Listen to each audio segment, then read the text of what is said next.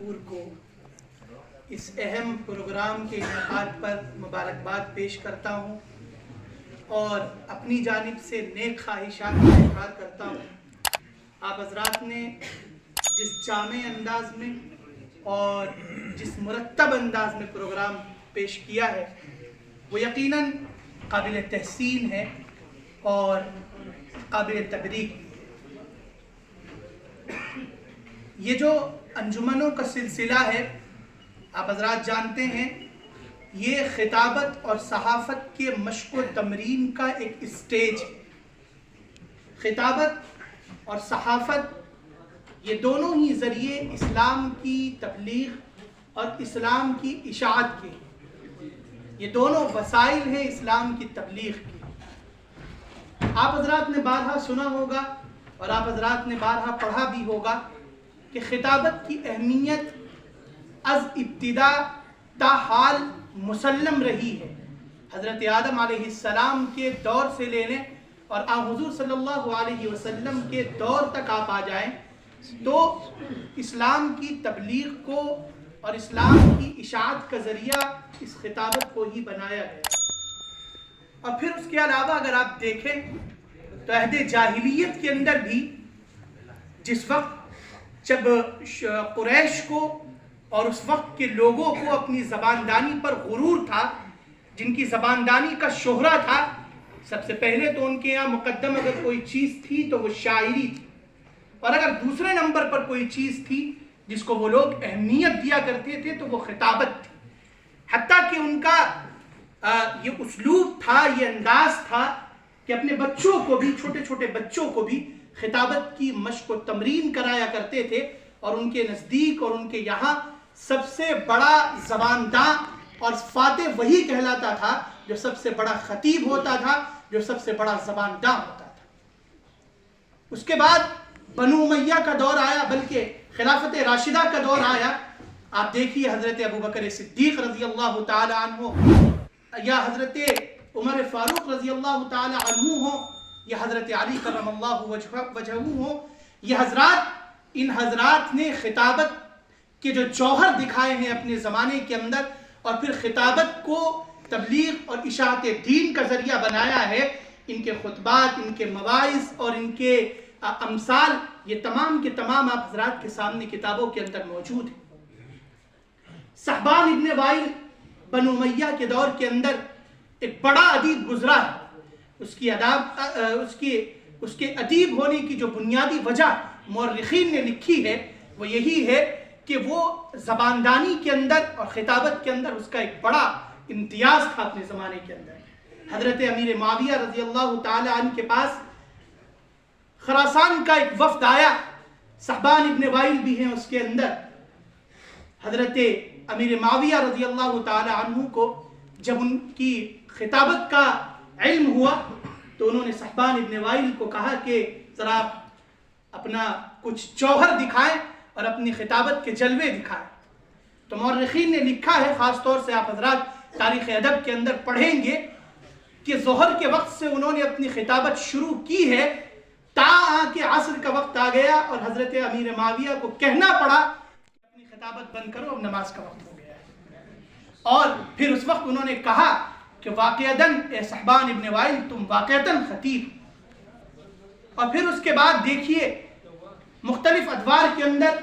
مختلف زمانوں کے اندر، ہر زمانے کے اندر خطبہ رہے ہیں جنہوں نے اسلام کی اشاعت کو، اسلام کی اشاعت کے لیے خطابت کو ذریعہ اور وسیلہ بنایا۔ ہمارے ہندوستان کے اندر اگر دیکھا جائے تو بڑے بڑے خطبہ گزرے ہیں،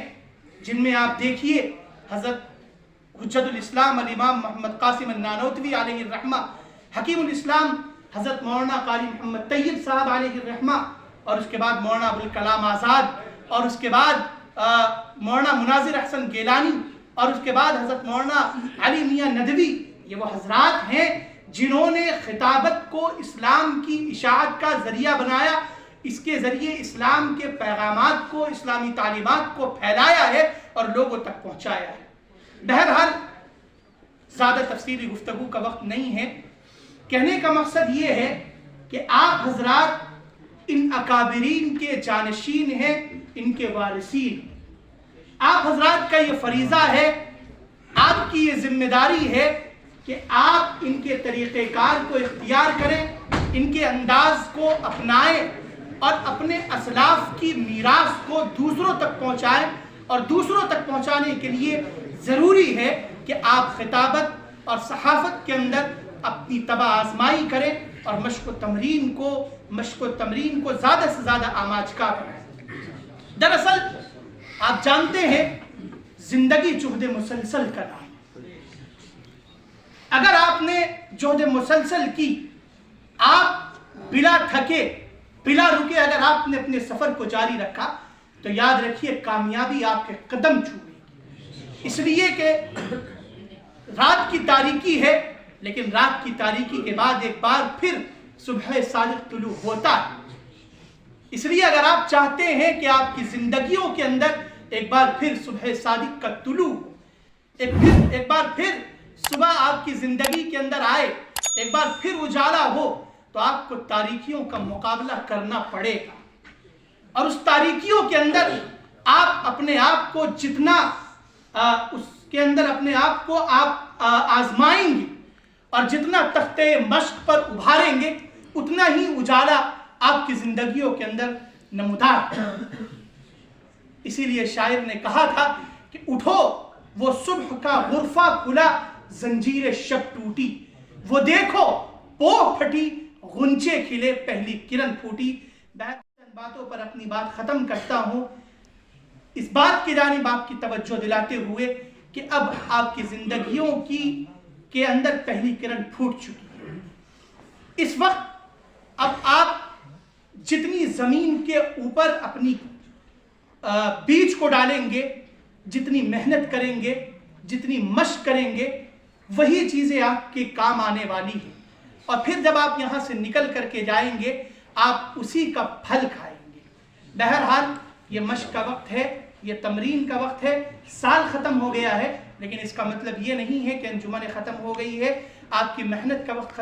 ختم ہو گیا ہے، ایسا نہیں ہے۔ آئندہ سال ہے اور آئندہ مواقع ہیں، زیادہ سے زیادہ اپنے طور پر ان انجمنوں کے تحت اجتماعی طور پر، انفرادی طور پر خطابت کو، صحافت کو اپنی مشق کی آماج گاہ بنائے۔ دعا ہے کہ اللہ تعالیٰ آپ حضرات کی محنتوں کو قبول فرمائے، آپ حضرات کی کاوشوں کو قبول فرمائے، آپ حضرات کو اسلام کی تبلیغ کا، اسلام کی اشاعت کا ذریعہ بنائے۔ وما علینا الا البلاغ المبین۔ اسلام کے وفادار ہیں علماء دیوبند، آقا کے وفادار ہیں علماء دیوبند، اسلام کے وفادار ہیں علماء دیوبند، اللہ کے محبوب کے اور دین مبین کے، اللہ کے محبوب کے